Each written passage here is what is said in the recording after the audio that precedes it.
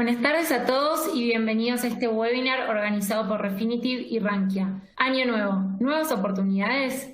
Mi nombre es Agustina Señal, Marketing Manager de London Stock Exchange Group, y hoy seré la host de este webinar. Antes de dar inicio, quiero darles unos breves tips para que puedan disfrutar de este webinar. El audio de este webinar se transmite a través de sus computadoras.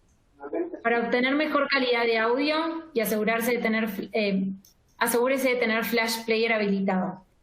Haga clic en la ventana de Media Player para poder controlar el audio y el tamaño de la imagen. Las que aparecen en su pantalla se pueden mover y cambiar de tamaño. Si nota que las diapositivas no se mueven, por favor haga refresh a la página y en unos pocos segundos estará conectado nuevamente. Si tiene algún problema durante el webinar, por favor haga clic en el botón de ayuda en la barra de herramientas que se encuentra debajo. Lo más importante es que en esta misma pantalla hay una sección para que puedan realizarle preguntas a nuestro ponente. Trataremos de responder la mayoría. En estos días también les estaremos compartiendo la grabación. Entramos en el segundo año de esta pandemia tan inesperada para todo el mundo, donde en muchos países todavía se vive una gran incertidumbre. En este 2021, Estados Unidos tiene un nuevo mandato liderado por el demócrata Joe Biden, quien en su campaña electoral presentó varias políticas opuestas a las del presidente anterior, Donald Trump. Como por ejemplo, su postura para hacer frente a la pandemia, como también buscará formar parte nuevamente del Acuerdo de París para combatir el cambio climático y revertir el proceso de salida de la Organización Mundial de la Salud. En cuanto a América Latina, la región enfrenta un arduo calendario electoral. Con nosotros se encuentra Humberto Calzada Díaz, Chief Economist de Rankia para América Latina, quien nos brindará su visión acerca del panorama de este año nuevo. Humberto es economista egresado de la Universidad Nacional Autónoma de México, con trayectoria de una década en el medio financiero, trabajando en instituciones como Casa de Bolsa Finamex y Grupo Bursátil Mexicano. Humberto en los últimos años se ha ganado un lugar como referente de opinión económica y financiera en México y Latinoamérica, mediante entrevistas que le han realizado en una gran variedad de medios. Actualmente escribe en el periódico Reporte Índigo la columna mensual Desde Wall Street. Bienvenido, Humberto, ¿cómo andas? Muchas gracias, Agustina, por la invitación a Refinitiv, por darnos la oportunidad de poder compartir nuestro punto de vista con tu audiencia y, bueno, dar una perspectiva de lo que ha pasado prácticamente desde el 2018, que se vinieron cambios importantes en los mercados, entrando en política económica en Estados Unidos, que al final es la parte medular del bloque económico mundial. Y bueno, cómo ha evolucionado, y este tema de pandemia nos vino a impactar y a modificar el panorama económico y financiero. Perfecto, muchas gracias, Humberto. Para nosotros es un placer tenerte aquí. Ya en unos segunditos te cederé la palabra para que nos cuentes un poco cómo ha iniciado este 2021 y qué podemos esperar del mismo. Pero antes me gustaría preguntarle a la audiencia qué opina, cómo creen que será la perspectiva sobre el mercado en este 2021. Aquí les dejo la pregunta, si quieren responder si es positiva o negativa, es completamente anónima, y en unos segunditos, Humberto, te compartiré la respuesta, el porcentaje de opinión de la audiencia. Solo bien, unos breves segundos, los invito a completar.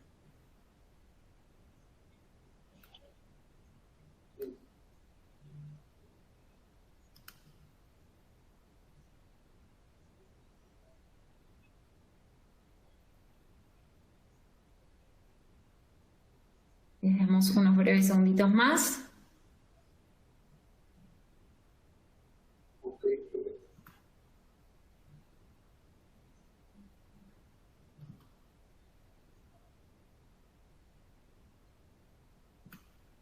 Bueno, Humberto, te cuento. La audiencia cree que va a ser positiva.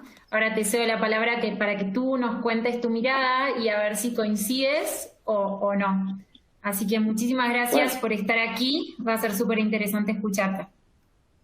Gracias, Agus. Mira, una percepción que hemos visto y que va muy en línea con la perspectiva de las grandes corredurías. Si bien tuvimos un año complicado el 2020, pero ya veníamos o se precedía un año, un 2019 bastante particular, pero desde nuestro punto de vista ya el tema recesivo a nivel Estados Unidos en el mundo se vino complicando a partir de 2018. ¿Y te parece que hagamos una recapitulación de los últimos 3 años? Porque sí hay mucho sentido lo que pasó hace mucho sentido lo que pasó en el 2008 y cómo fue influenciando al panorama económico y de los mercados. Y vamos a ver qué es lo que pasa. Bueno, ¿qué vivimos en el 2020? Si me puedes con la diapositiva. ¿Qué es lo que vivimos o qué nos dejó el 2020? Pues vamos a dar un panorama primero de lo que es la economía mundial. Adelante, por favor. Y ahí quiero contarles 3 puntos muy importantes. El año pasado sufrimos una de las recesiones más fuertes en los últimos 74 años, muy cercana ya a lo que fue la Gran Depresión. Si bien ha habido crisis, el tema del 2008, en 1987, algunas crisis europeas, esta tuvo una particularidad. Nunca en el mundo habíamos visto que la gente nos guardáramos en nuestra casa sin salir. Esto prácticamente fue de película. Bueno, esto ocasionó una de las mayores caídas en la economía a nivel global, ¿no? Este suceso que se derivó por la pandemia del COVID, todo lo que ya conocemos nosotros. Y bueno, ¿qué nos dejó? Pues prácticamente un escenario, hubo secuelas y hubo variables, sobre todo el empleo, que ya vamos a hablar más adelante, el caso de Estados Unidos, que es bastante preocupante, y voy a comentar por qué no puedo ser tan positivo como la encuesta. Obviamente voy a dar mi punto de vista, que es una perspectiva, pero bueno, vamos a tocar los puntos porque creo o considero que no podemos ser tan optimistas todavía en el corto plazo. Bueno, el COVID llegó para quedarse y por un buen tiempo, si bien sabemos que ya hay vacunas en proceso, que ya está iniciando este periodo de vacunación, seguimos viendo un alto número de contagios. En el caso de Europa se está volviendo a confinamiento. Estados Unidos tiene medidas de restricción. En México, por ejemplo, estamos en semáforo rojo. Y eso definitivamente, si hay una reapertura comercial en algunos sectores, sigue complicando o estancando la actividad económica, ¿no? Hay sectores que están definitivamente en contracción o están en una crisis severa, como llámese el sector de entretenimiento, turismo, la industria aeronáutica, que recién daba una entrevista sobre el tema. Y bueno, seguimos viendo una complejidad en el panorama económico. Sigo insistiendo que el 2021 nos puede dejar muchas dudas o hay mucha incertidumbre, y bueno, vamos a ver por qué. ¿Me ayudas con la presentación, por favor? Bueno, vamos a ver el panorama. ¿Qué es lo que vemos nosotros de mi perspectiva como economista en jefe de Rankia? Que vamos, si bien esta reapertura comercial y la esperanza por las vacunas ha aligerado esta caída, en el caso de Estados Unidos, una fuerte recuperación del 33% en el tercer trimestre, cercano al 4% en el cuarto trimestre. Estamos en un escenario donde todavía no regresamos a niveles prepandémicos y hay factores que podrían estar deteniendo el crecimiento, y entre ellos es el mismo COVID, ¿no? Que no ha dejado, o es un factor que no ha dejado seguir o que siga impulsándose la economía, ¿no? Hay algunos secuelas y vamos a irlas comentando poco a poco. ¿Qué vemos y qué escenario sí vemos para el 2021?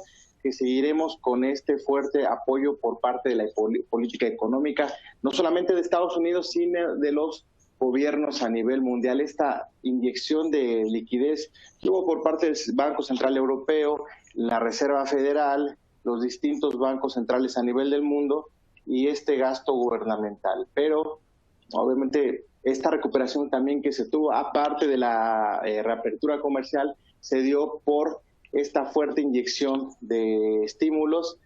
Muchos economistas y colegas hablan de una inyección de esteroides, de un crecimiento con esteroides, por todo este fuerte impulso, pero realmente hay que analizar y hay que reflexionar si hay una recuperación económica real. Entonces, hay algunos datos que pueden ser engañosos y más adelante los vamos a mencionar, sobre todo el tema del empleo en Estados Unidos, que es un factor que sí puede ser algo preocupante.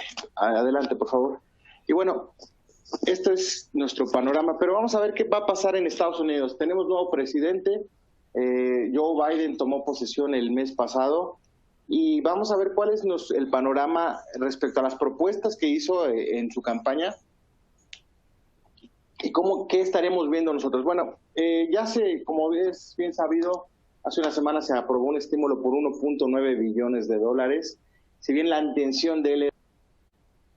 Hola, Gus, ¿me escuchas? Hola, sí, Humberto, ¿qué tal? Ya te escuchamos. Gracias. Muy bien, una disculpa por los inconvenientes técnicos. Y bueno,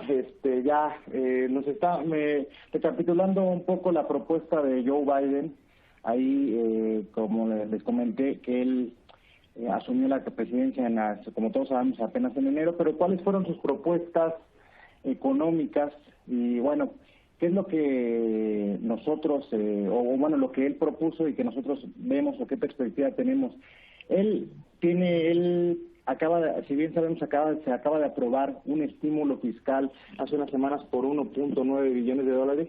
La intención de Joe Biden era que este estímulo fuera de alrededor de 3 billones de dólares. Pero de fondo sabemos, hay un trasfondo en el asunto que es el excesivo déficit fiscal que dejó el presidente Trump. Entonces, eso fue un freno aunado a esa disputa entre republicanos y demócratas. ¿Cuál es la intención? Uno de sus objetivos es aumentar el gasto público. Y vemos un fuerte estímulo, pero también en el mediano plazo él intenta aumentar la recaudación, y una de las especulaciones es que habrá mayores impuestos. Esto podría frenar definitivamente a los mercados de valores. Y otro punto a destacar es el desarrollo de infraestructura. Joe Biden habla que fortalecer la economía o el sector industrial en Estados Unidos, la economía real, por el lado de la infraestructura, y hace mucho énfasis en el caso de las energías limpias. Y el objetivo de crecimiento de Biden es un 3% anual, ¿no? Si bien creemos que va a ser moderado, de inicio sí agresivo con la política fiscal y el gasto público, después creemos que va a tener una política bastante moderada. ¿Me ayudas con la siguiente, por favor?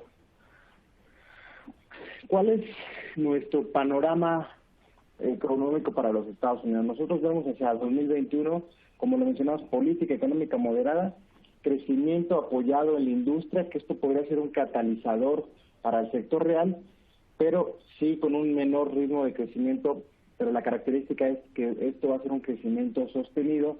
Y un punto de debate entre muchos economistas ha sido el déficit fiscal, que desde nuestro punto de vista sí es un factor de riesgo para los Estados Unidos, pero mediante este fortalecimiento o endurecimiento de la política fiscal podríamos encontrar ese equilibrio. Si bien sí va a haber un gasto fuerte por el lado gubernamental, se piensa recuperar por el lado de impuestos a las corporaciones. Entonces, es bueno para la economía real, pero sí podría afectar el rendimiento en el mediano plazo de los activos como las acciones. Entonces, eso es lo que vemos por el lado económico. ¿Y qué sectores podrían verse beneficiados con Joe Biden? Insistimos en infraestructura, empresas de construcción, ingeniería, materiales, etcétera.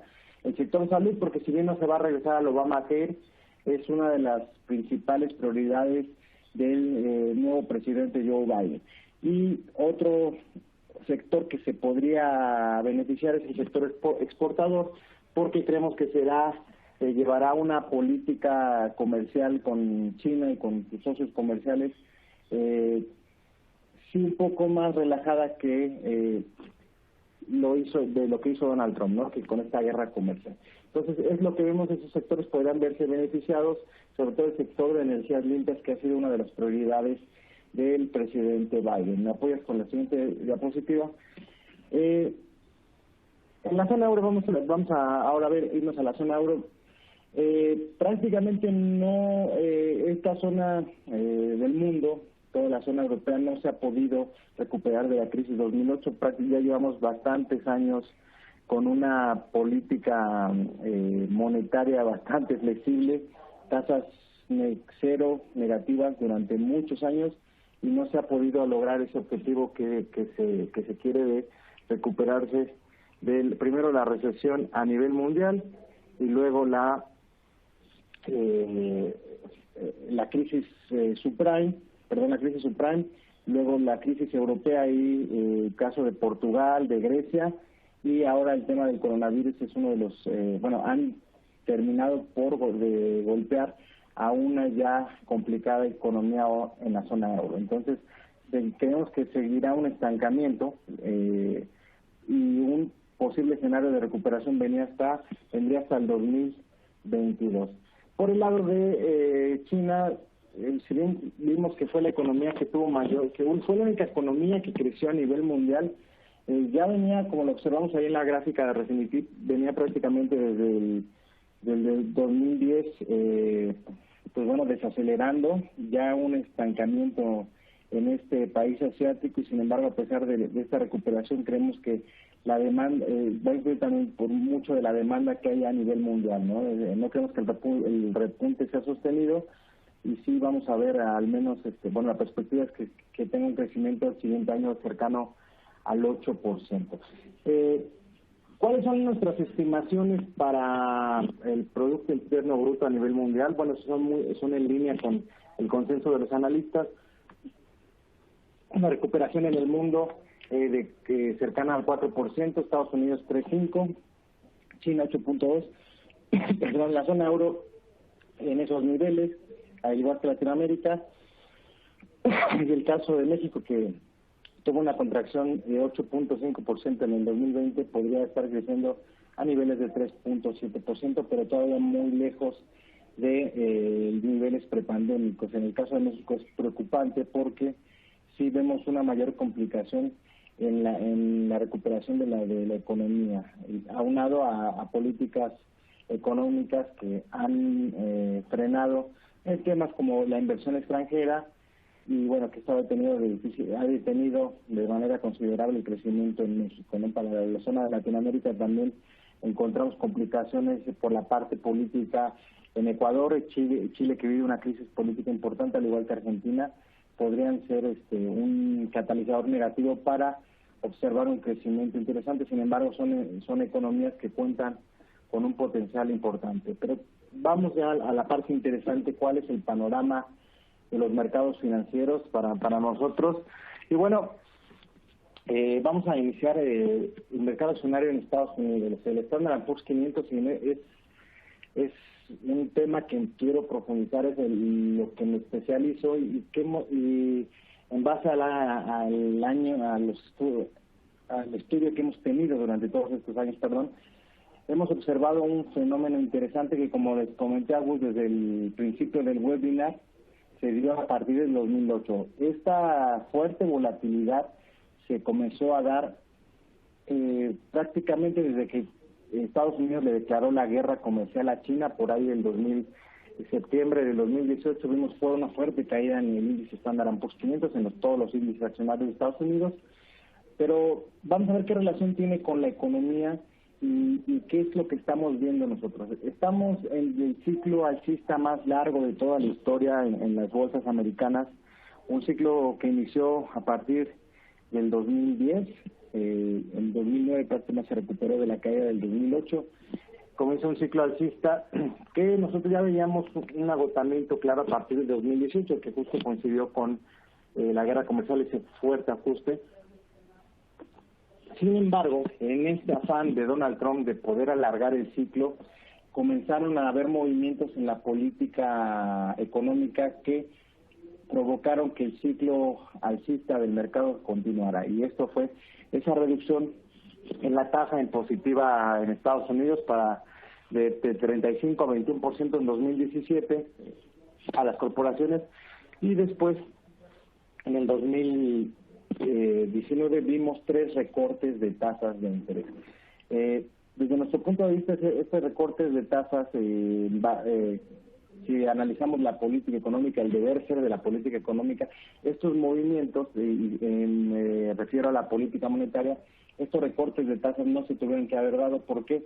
Porque nos dice la teoría, los economistas lo sabemos, que el recorte de tasas o esta política anticíclica tiene que ser cuando ya la economía está en recesión.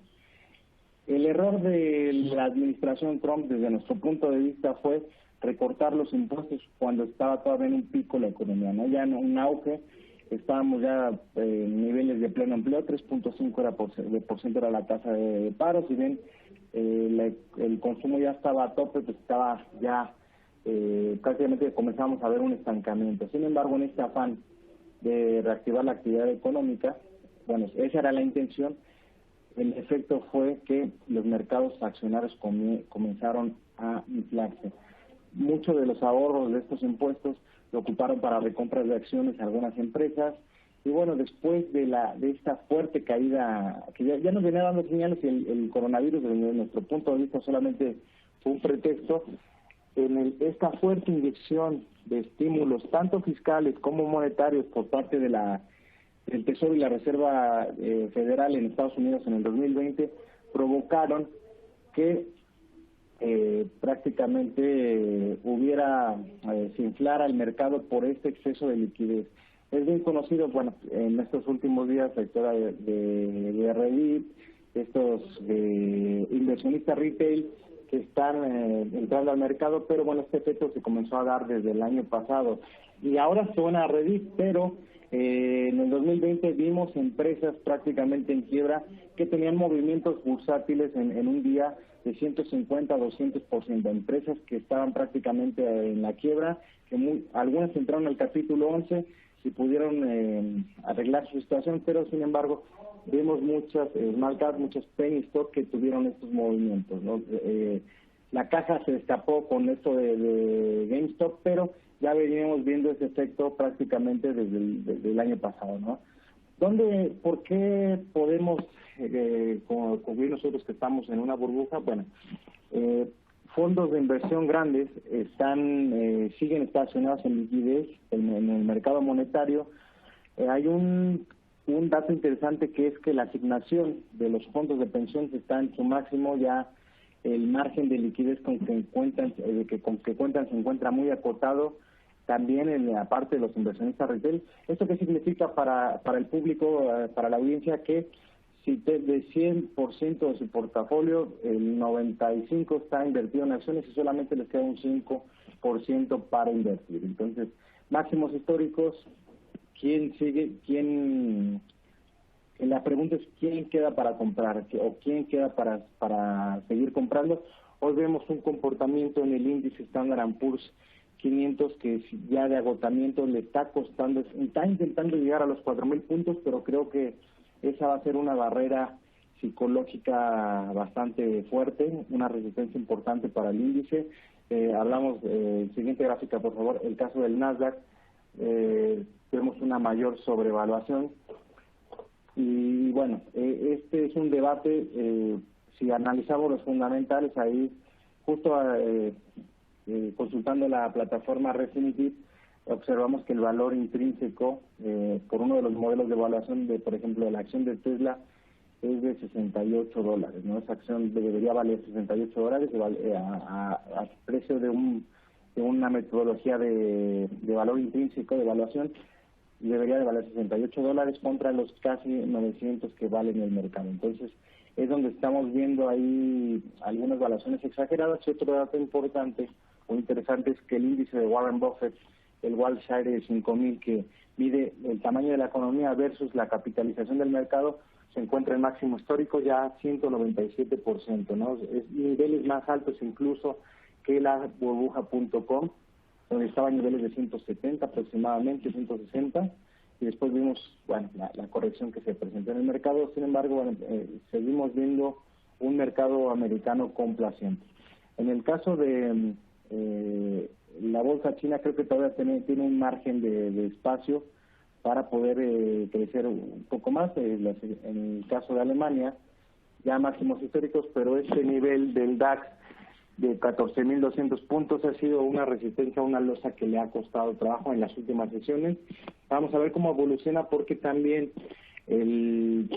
estos cierres parciales nuevamente para final del año pasado, para principios de podría representar un retroceso, más bien una contención para la recuperación económica que se está dando, y definitivamente creemos que sí va a impactar en los datos que se van a publicar. Vamos a ver algún dato negativo por ahí desde nuestro punto de vista en la economía de la zona euro, porque no solamente es Alemania, sino algunos países tomaron nuevamente medidas de restricción.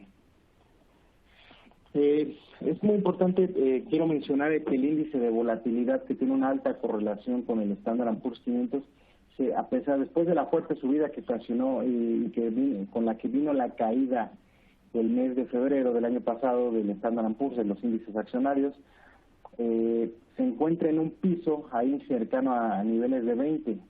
En el caso de que hubiera un rebote fuerte de este índice, sí veríamos una fuerte corrección en el mercado accionario, ¿no? Entonces, aunado a los factores que les hemos comentado. ¿Dónde podríamos y otro variable que es importante que les comente es que el dólar cómo está contra el mundo? Hoy hemos visto una apreciación durante prácticamente el último año del tipo del dólar respecto a las principales divisas. Desde las 7 principales divisas, eso no es el DXY. DXY es el índice que mide al dólar contra las principales divisas.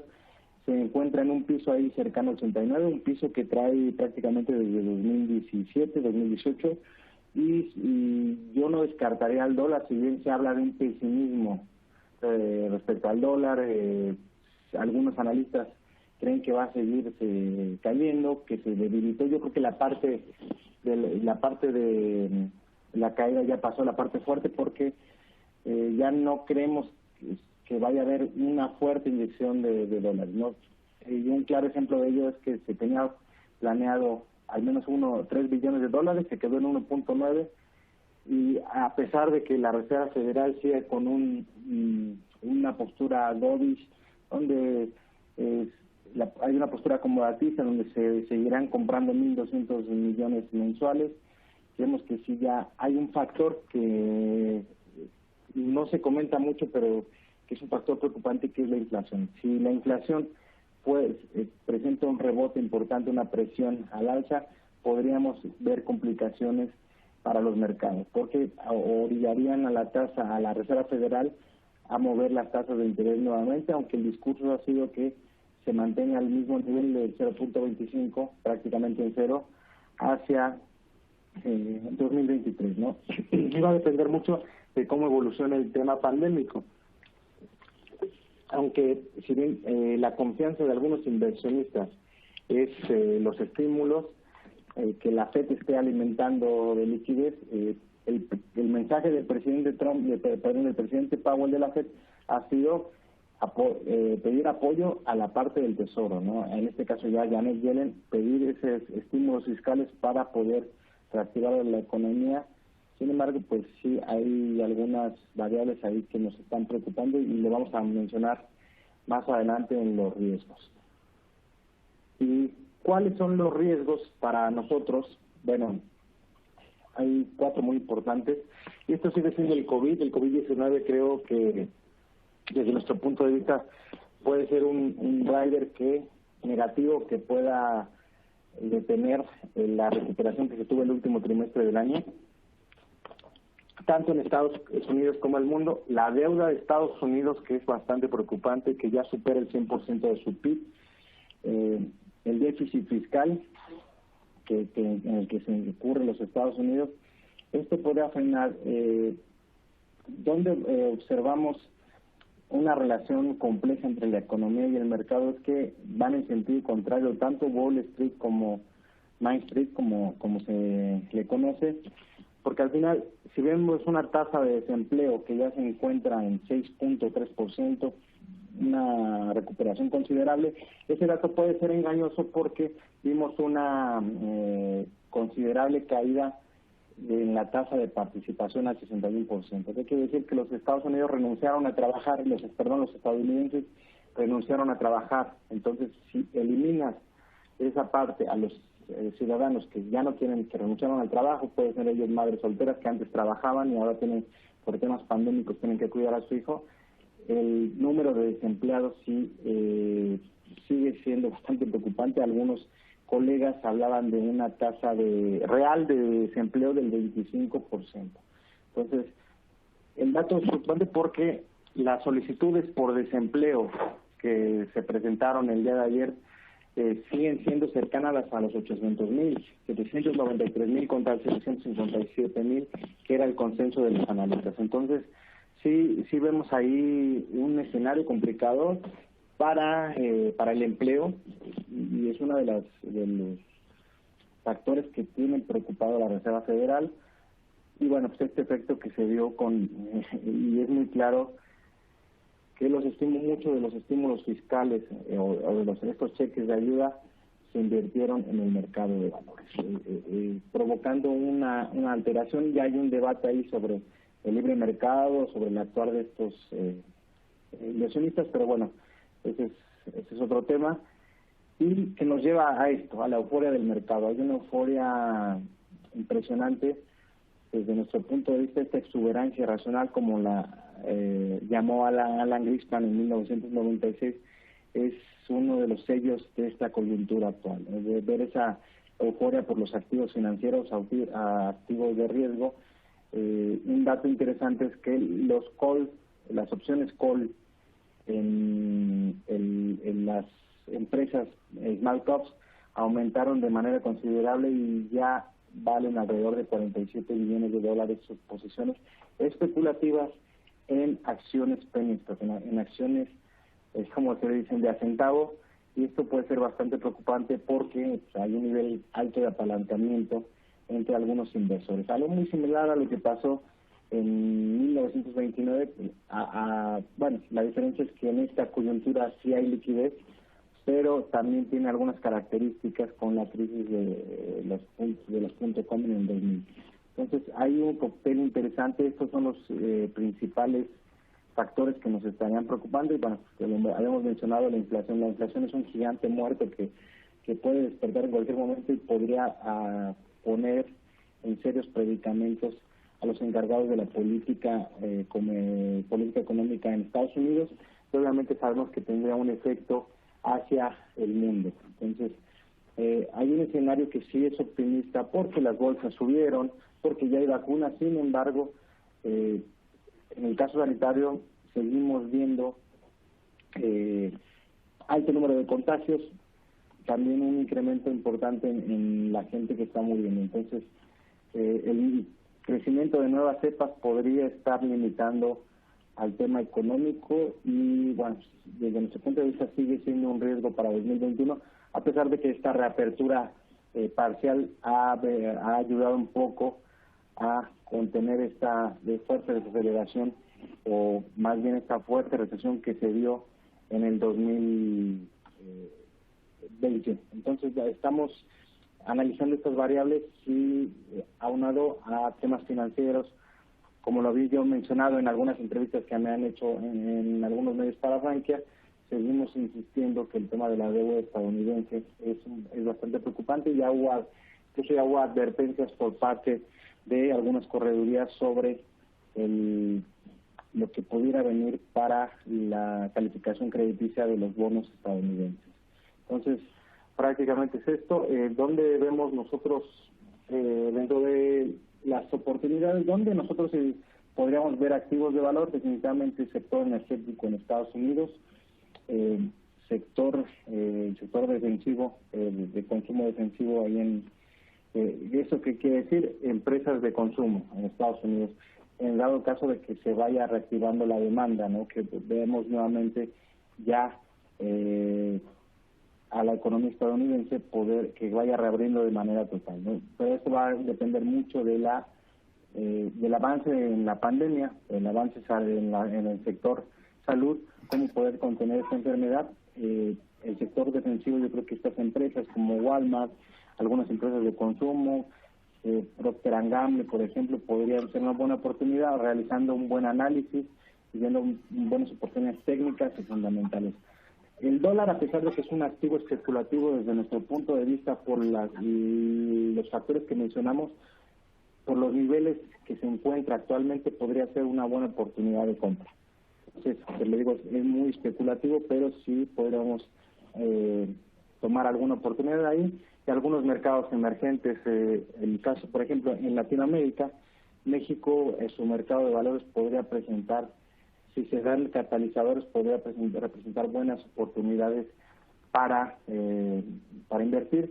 Caso de Chile también, que el índice IPSA se encuentra ahí en un techo de una directriz bajista en 4.700, si puede perforar con fuerza, yo creo que aunado a catalizadores podría alcanzar los 5.800 puntos. Entonces podrían representar oportunidades, obviamente con previo análisis.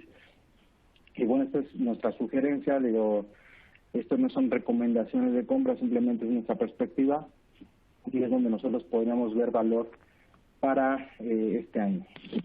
Pues es mi comentario. Agus, no sé si hay alguna pregunta. Muchísimas gracias, Humberto. Muy interesante.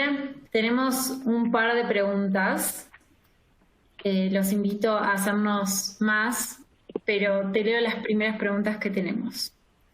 Muy bien, gracias. ¿Cuánto tiempo le llevará a la economía mundial volver a los niveles prepandemia? Mira, el principal obstáculo sigue siendo la misma pandemia, como lo comenté. Se habla de una recuperación, al menos en Estados Unidos, hacia 2022. En el caso de economías como México, estamos hablando de que todavía, siendo muy objetivo, por ahí algún colega decía, así, México retrocedió 10 años.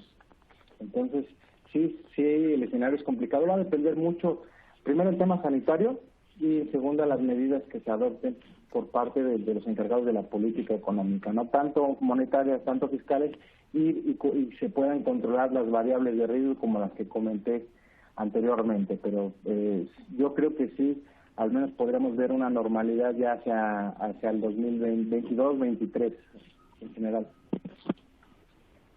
Perfecto. Otra pregunta. Algunos analistas comentan que es el fin del dinero fiat. El endeudamiento desde los bancos centrales ha debilitado al dólar y hecho que el BTC siga creciendo. ¿Consideran a largo plazo pueda el componente de inflación y endeudamiento alimentar una burbuja para el dólar y el dinero fiat? Pues mira, es un tema, Agus, para la persona que presentó, que es un tema que ha sido controversial durante muchos años. Yo desde que me acuerdo que me dedico a esto, incluso siendo estudiante, escuchaba del fin del dólar, el dinero fiat. Es difícil, sería especular, decir sí, ya se acerca el final. Incluso se ha especulado mucho con el tema de las criptomonedas, que ustedes saben que que la especulación sobre que el Bitcoin ya se va a adoptar como moneda de intercambio. Sería aventurado de mi parte decir sí, ya es el fin del dinero dólar, que sí hay una complicación ahí, que sí podría provocar una burbuja, y sobre todo el tema de la deuda gubernamental. Estamos en niveles históricos y fue uno de los factores que yo mencioné ahí. Definitivamente no sé si va a ser el final del dólar, pero sí vamos a poder, sí creo que vamos a ver en un futuro no muy lejano hay algún movimiento bastante abrupto, ¿no? Respecto a estos activos. Activos como el dólar y una crisis de deuda que desde mi punto de vista es muy latente por todo por todo el entorno como se está presentando, ¿no? Esta crisis de COVID sirvió para que los gobiernos endeudaran a niveles inimaginables. O sea, el nivel de deuda que se maneja actualmente en el mundo es bastante preocupante. Y sí nos podría provocar, como dice el usuario, un choque, pero bueno, a que sea el fin del dólar, el dinero, yo desde mi punto de vista lo veo un poco lejano. Gracias, muy interesante. Volviendo a la pregunta anterior que te había realizado, me preguntan si puede ser más específico en cuanto a los sectores defensivos y energéticos. Mira, sectores energéticos son energías limpias. Yo estoy hablando de empresas de energías renovables, sobre todo el energía limpia en Estados Unidos es el presidente Biden el que ha hecho mucho énfasis. Esos podrían tener potencial porque su enfoque económico va dirigido a que venga una nueva ola de energía. Ya estamos viendo autos eléctricos. Estamos hablando de energía solar, este tipo de energías. Empresas que se dedican a producir en esta industria podrían ser oportunidad. Y empresas defensivas, como siempre, empresas de consumo de primera necesidad. Tenemos, por ejemplo, Procter & Gamble en Estados Unidos, que sabemos que se dedica a productos de higiene. Es un ejemplo de ello. Perfecto. Entonces, sí. Perdón. Entonces, esa está bastante relacionada a la siguiente pregunta, donde para dar un poco de contexto, Biden tiene la intención de invertir 2 billones para crear empleos verdes e impulsar la tecnología limpia, introducir cambios en la industria automotriz y hacer que Estados Unidos vuelva al Acuerdo de París. ¿Qué cambios esperamos ver a nivel mundial y qué podría significar para los inversores ambientales, sociales y de gobernanza? Esto de ESG o ASG sí, bueno, en español. Sí, definitivamente sí lo vemos como una buena oportunidad, siempre y cuando se logre llevar a cabo esta parte o este objetivo o intención del nuevo gobierno de los Estados Unidos. Creo que si tiene o se enfoca el gobierno en alguna ley que impulsa a estos sectores, algunas reformas que le impulsen en Estados Unidos, creo que este sector puede dar mucho hacia el futuro. Y obviamente pues, el beneficio lo tendrán estos inversionistas, estas empresas, y definitivamente ya la parte ambiental, que es una de las preocupaciones que hay y que algunos presidentes al menos no habían hecho de lado, ¿no? Nunca vimos al presidente Trump hablar de estos temas, del medio ambiente. En el caso de México es bastante complicado porque creo que sí se ha frenado se ha frenado el impulso a estas nuevas energías. Entonces, yo creo que sí puede ser bastante favorable y definitivamente va a beneficiar tanto al inversor, a la empresa como al medio ambiente. Yo creo que podemos ver ahí un área de oportunidad. Buenísimo. Y otra pregunta que tenemos, ¿consideras que lo que está pasando con acciones como GameStop, Nokia, entre otras, puede extenderse a otro tipo de acciones y que impacte acciones más representativas en el S&P 500? ¿O esto que está sucediendo sea un factor de mayor volatilidad de los principales índices accionarios en dólares o en Estados Unidos? No, mire, definitivamente creemos que es un fenómeno que se extendió y mucho ha ayudado el tema o el alcance de la red social, ¿no? Y la facilidad que tienen los inversores en plataformas como Robinhood, como Interactive Brokers, como Ameritrade, donde con montos menores pueden acceder al mercado de valores. Definitivamente esto, yo no quiero ser maquiavélico, pero el movimiento Reddit no creo que haya sido de retail. Bueno, sí están involucrados retail, pero no creo que haya sido o que surgió de la nada, ¿no? Porque hay algo que influenció, que definitivamente afecta al mercado.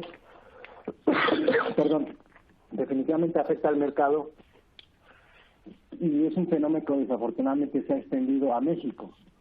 La semana pasada vimos un fuerte movimiento en las acciones de TV Azteca CPO, y el Grupo FAMSA, que es un banco que ya prácticamente está quebrado, y de valer centavos de dólar hicieron que el precio subiera más del 200%, pero hemos observado que hay grupos similares a Wall Street Bets en Reddit en México que se comienzan a formar y sin conocimiento comienzan a hacer este tipo de especulaciones, a aumentar estos movimientos, a organizarse para comprar acciones, y creemos que esto sí definitivamente puede afectar al mercado. Se habla de un libre mercado, de que hoy incluso hay demandas colectivas contra Robinhood en Estados Unidos, Pero uno de los principios de los mercados de valores es salvaguardar la integridad de los clientes, el dinero de los clientes mediante algunas medidas. Si bien las autoridades que regulan a los mercados financieros si tienen un comportamiento inusual, podrían actuar, porque al final, si bien ellos están especulando con esos movimientos, hay dinero de personas trabajadoras en esos fondos, dinero de empleados, de gente que invirtió su dinero se invirtió en fondos de pensión.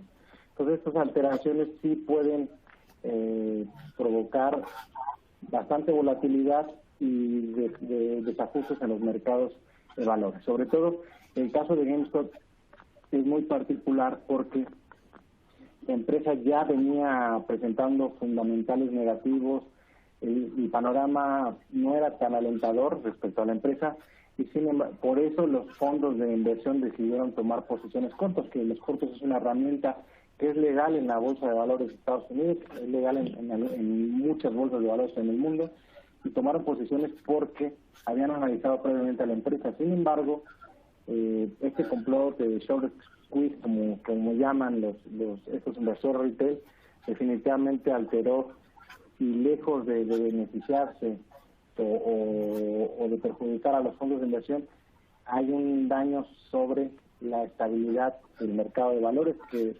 si por sí ya es volátil, con este tipo de movimientos, bueno, pues podría prestarse a que la gente siga teniendo una mala idea de lo que es el mercado de valores y de cómo se invierte, porque prácticamente esto se volvió un casino. Bueno, gracias por esa respuesta, fue súper completa. Te hago 2 preguntas más y finalizamos el webinar, si te parece.